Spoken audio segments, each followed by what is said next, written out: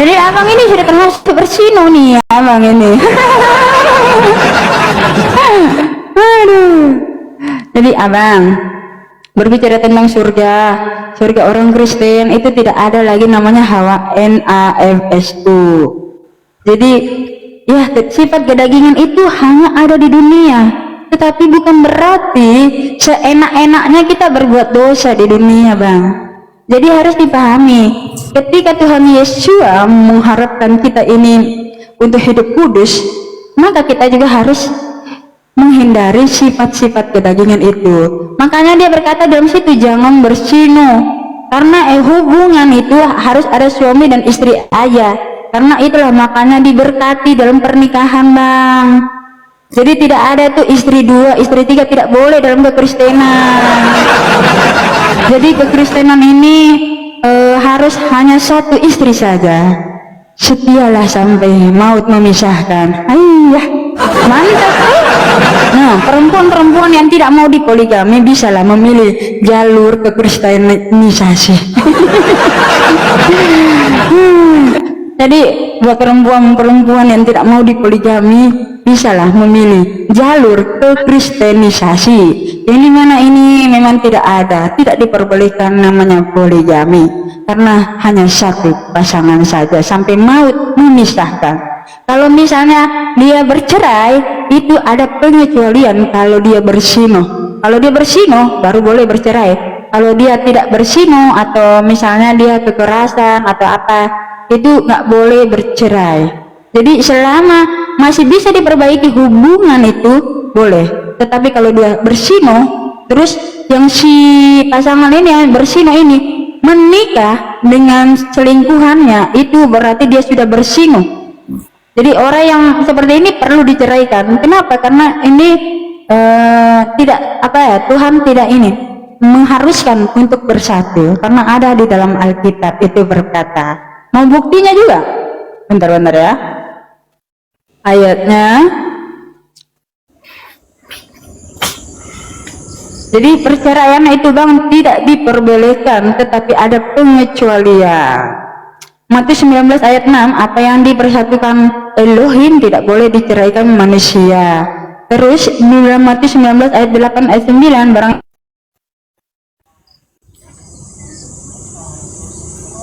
sino lalu kawin dengan perempuan lain, ia berbuat sino.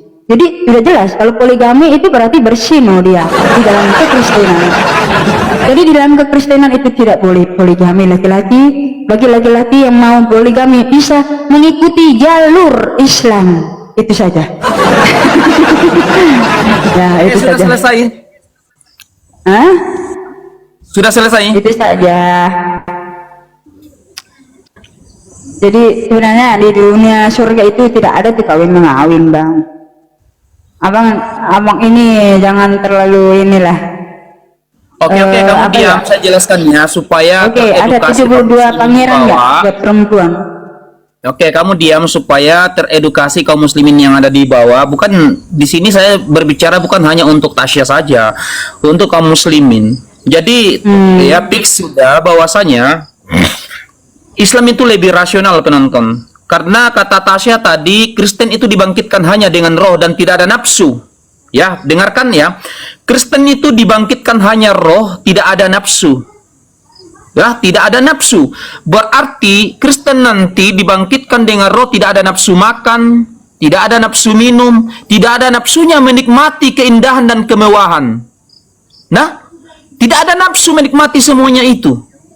Berarti ya menjadi pikiran kita ya, surga itu adalah tempat kembali yang abadi mengganjar umat manusia yang beriman dan bertakwa. Nah, dengan apa semuanya itu menikmati kenikmatan surga? Coba bayangkan, definisi daripada surga itu adalah penuh kenikmatan. Nah, sementara roh Kristen dibangkitkan tanpa nafsu. Dengan apa tubuh ini bisa menikmati kenikmatan tanpa nafsu? Oke, saya perlihatkan teman-teman ya Islam yang ada di bawah ya, supaya lebih kuat imannya ya. Ya supaya lebih mereka ya, supaya lebih kuat imannya kaum muslimin ya.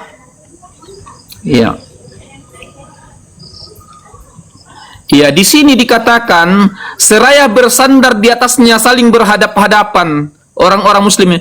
Mereka dikelilingi oleh anak-anak muda yang selalu muda. Ya. Selalu muda dengan membawa gelas-gelas kendi dan seloki berisi minuman yang sambil dari sumber yang mengalir. Mereka tidak pening karenanya dan tidak pula mabuk. Ya, mereka menyuguhkan pula buah-buahan yang mereka pilih dan daging burung-burung yang mereka sukai. Dan ada pula bidadari yang bermata indah luar biasa. Bermata indah laksana mutiara yang tersimpan dengan baik. Di sana mereka tidak mendengar percakapan yang sia-sia dan tidak pula percakapan yang menimbulkan dosa, kecuali yang mereka dengar hanya ucapan salam. Luar biasa memang Islam. Ya. Tasya bertanya lagi tadi tentang bagaimana apakah perempuan mendapatkan bidadara atau lelaki. Makanya coba tengok bahasa saya, pasangan-pasangan yang suci. Pasangan-pasangan yang suci artinya perempuan mendapatkan pasangan yang terbaik dan laki-laki mendapatkan pasangan yang terbaik. Adapun tentang pertanyaan Tasya tentang poligami, Allah hanya memberikan sebuah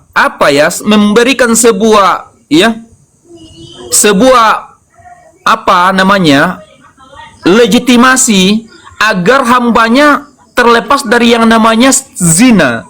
Makanya Allah mengatakan masna wa sulasa ruba. Allah membiarkan hambanya menikah 2, 3 sampai 4. Padahal dulu sebelum diutus Rasulullah Sallallahu Alaihi Wasallam itu mereka beristri sampai 100. Daud beristri 100, Nabi Salomo 1000. Makanya diutuslah Rasulullah Sallallahu Alaihi Wasallam justru untuk membatasi sampai 4. Membatasi sampai 4. Makanya Islam betul-betul datang membawa solusi. Membawa solusi. Salomo beristri 1000, 1000. Kafir Quraisy beristri banyak, maka datanglah Rasulullah justru membatasi sampai 4. Adapun saya, kenapa sampai sekarang istri saya 1? Padahal Allah memberikan saya kebolehan 4. Karena Allah pun memberikan sebuah ayat dalam Al-Quran, ya ayyuhalladzina amanu wa la takhunu amanatikum wa antum ta'lamun. Janganlah engkau mengkhianati Allah dan Rasulnya sedangkan kamu mengetahui. Apa itu? Wa'lamu annama amwalukum auladukum fitnah. Allah memberikan kamu istri dan anak sehingga engkau lalai daripadanya. Allah Subhanahu wa ta'ala memberikan kita legitimasi untuk yang beristri 2, 3 sampai 4. Sabar, sedikit lagi. Akan tetapi kami tidak semerta-merta untuk berpoligami karena ada ayat yang lain yang mengkanter itu.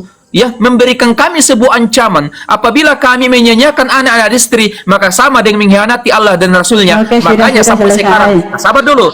Makanya sampai sekarang istri saya 1. Udah. Aduh, gatal nyamuk gigit-gigit. Oke. Saya belum bertanya Tasya ini. Kan begini. Kamu bilang tidak ada manusia. Oke, tanlulullah.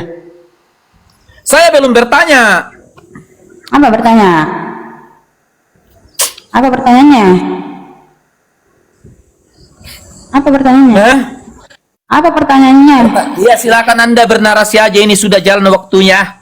Oke. Kan kamu bilang tidak ada manusia yang ada di surga. Bagaimana bisa dapat bidadari? Kamu bidadari. Itu pertanyaan saya. Kalau misalnya ada manusia itu siapa kedua itu pasti bisa ikuti. Ini tidak ada yang masih di surga. Bagaimana bisa sama ikut? Nah, di dalam surga Kristen itu perbuatan lagi gitu telahnya, saudara-saudara. Nih, aduh nyamuk gigit-gigit.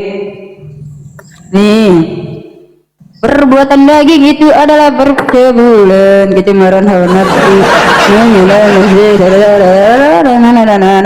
Nah, ini akan tidak akan mendapat.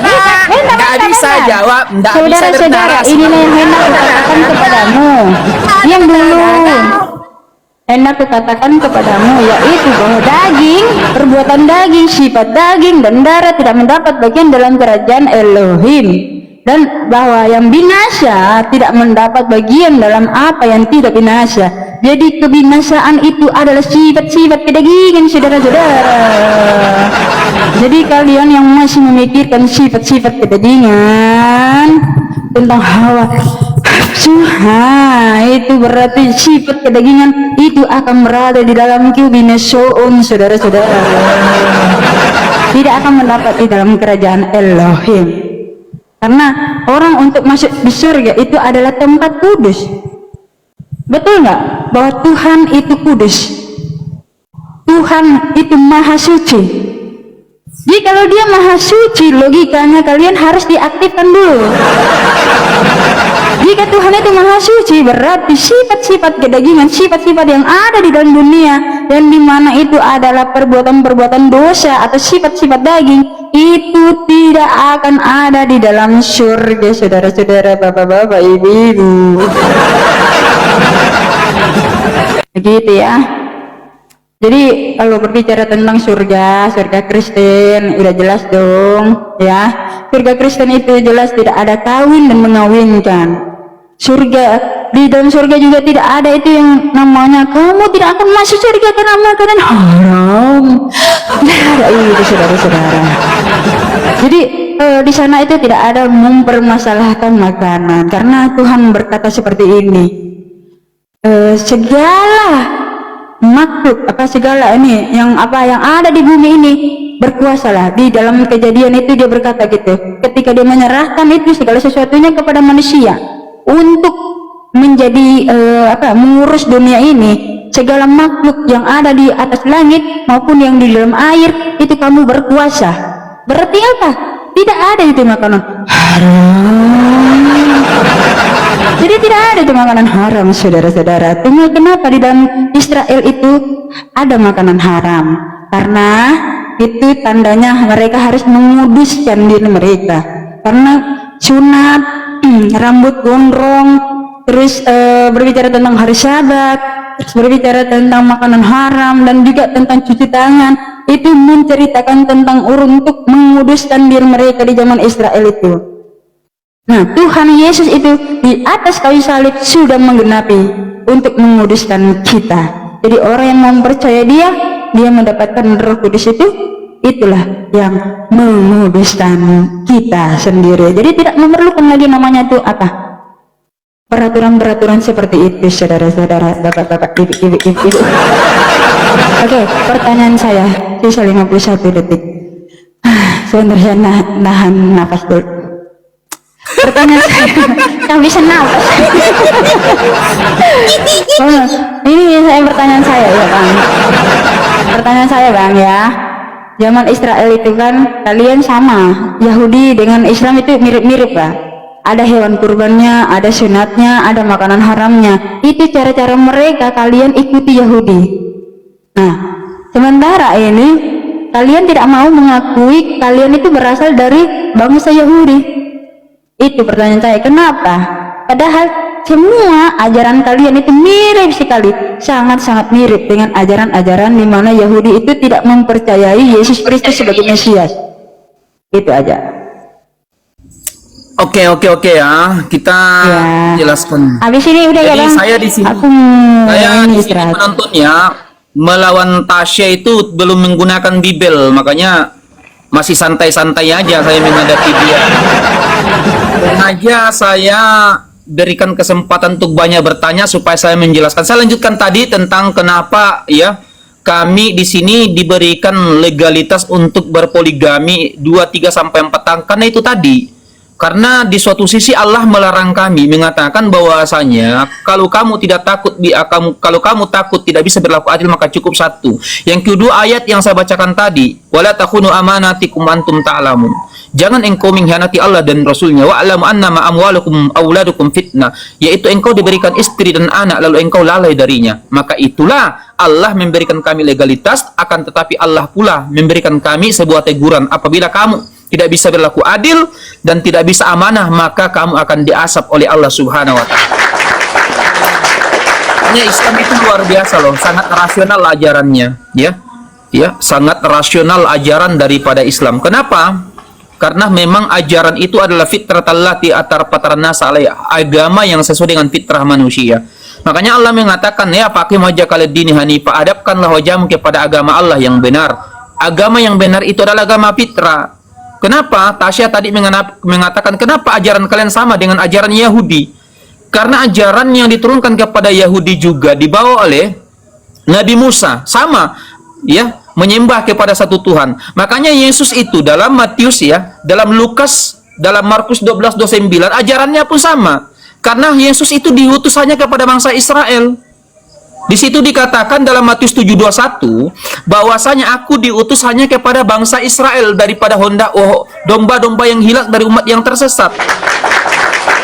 Apa yang dibawa oleh Yesus kepada bangsa Israel adalah, dengarlah wahai bangsa Israel, hukum yang terutama adalah Tuhan kita itu satu.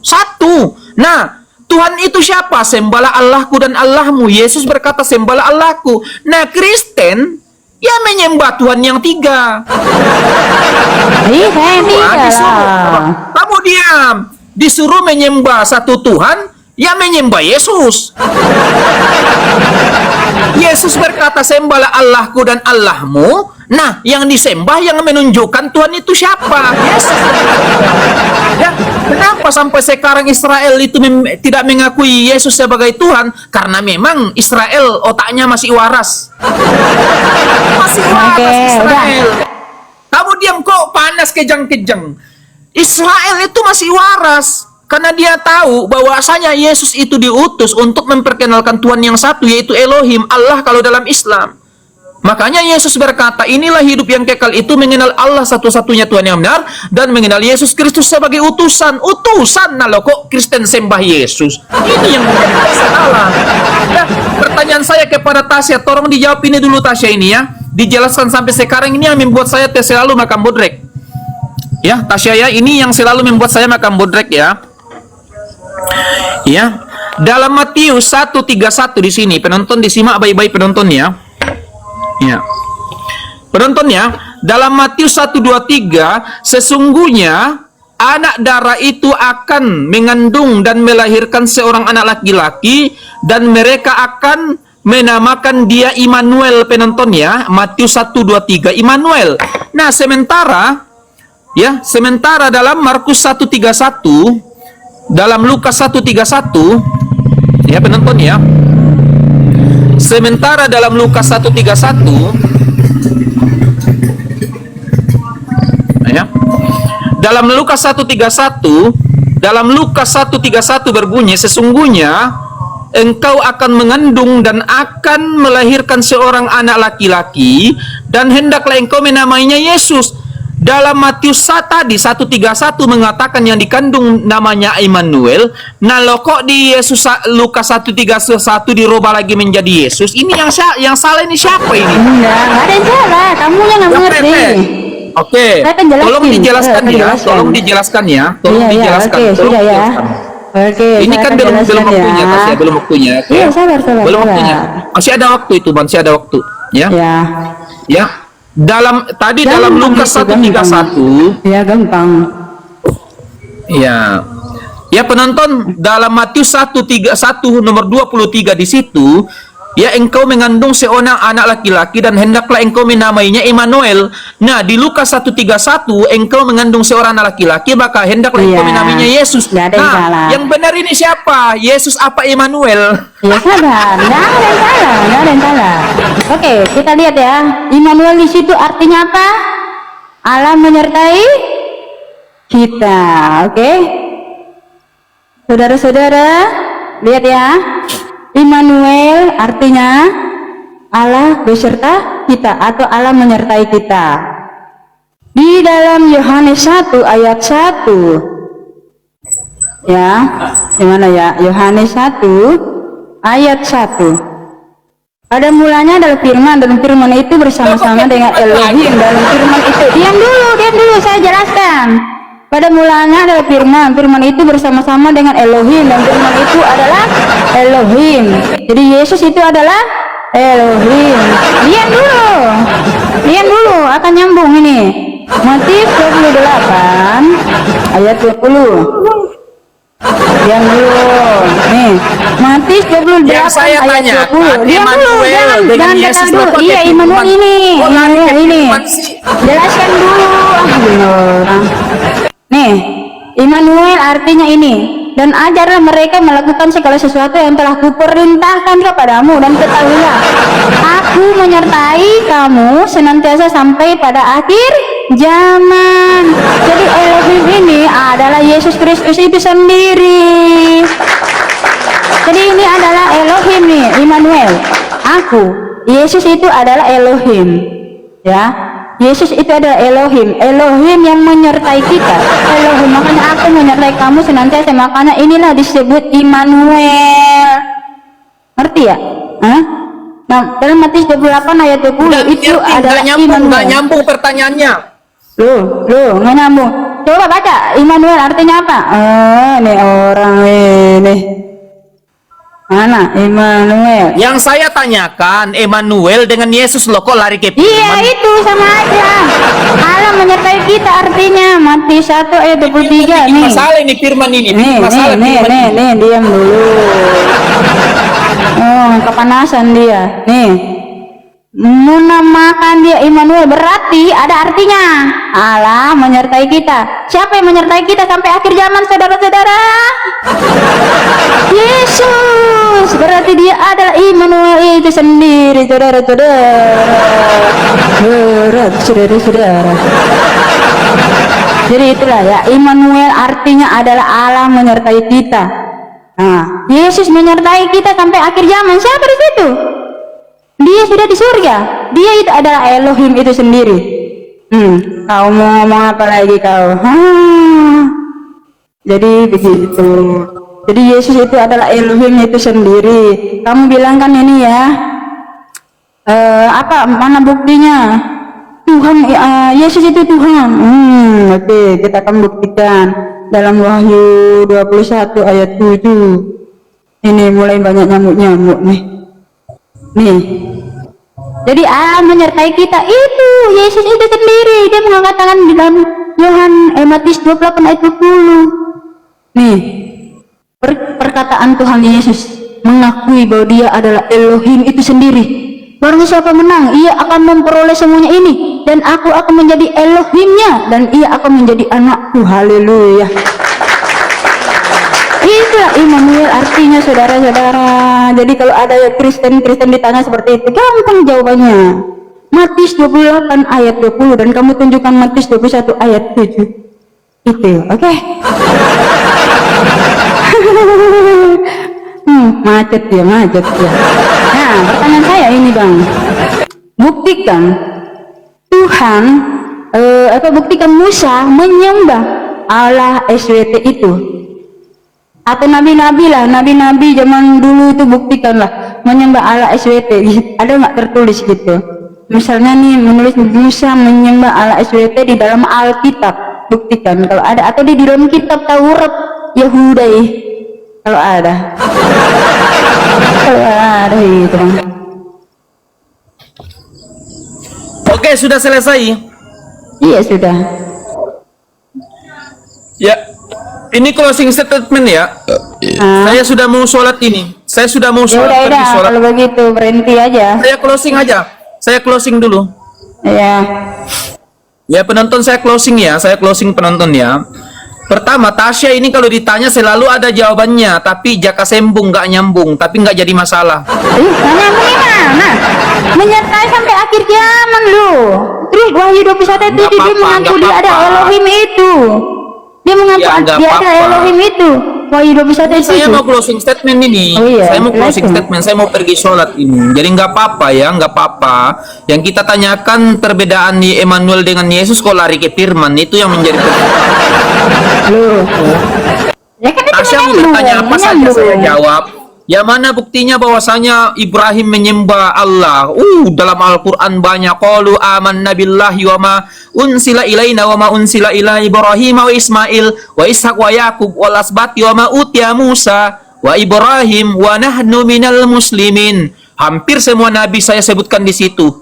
Dan mereka itu semuanya wa nahnu minal muslimin, mereka berserah diri kepada Allah, wa nahnu minal muslimin, dan mereka semua beragama muslim.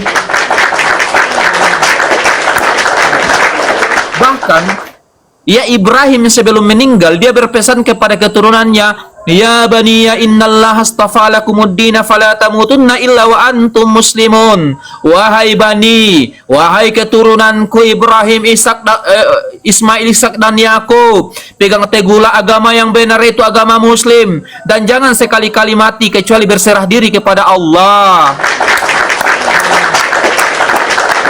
Jadi penontonnya, bagaimanapun kita tetap menghargai iman saudara kita Kristen, itulah iman mereka dan itulah iman kita sama-sama.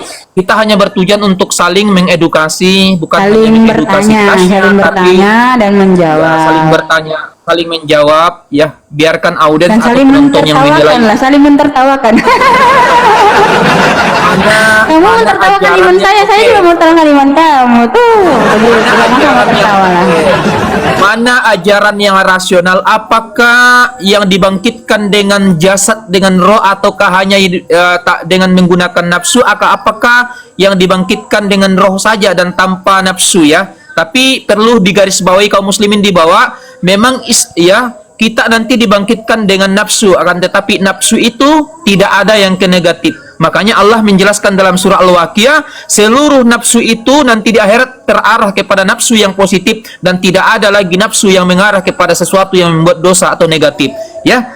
Jadi penonton semuanya, terima kasih semuanya. Tasya, terima kasih atas waktunya terima Tasya ya. kasih ya Bang.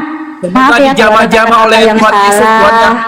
Ya kalau ada kata-kata yang salah atau apa ya. Oke, Tuhan Saya Yesus berkati izin Bang. dulu ya. Semoga Tuhan Yesus berkati dan jamah hatinya Abang supaya masuk Kristen. Kita lawan tung tung tung tung.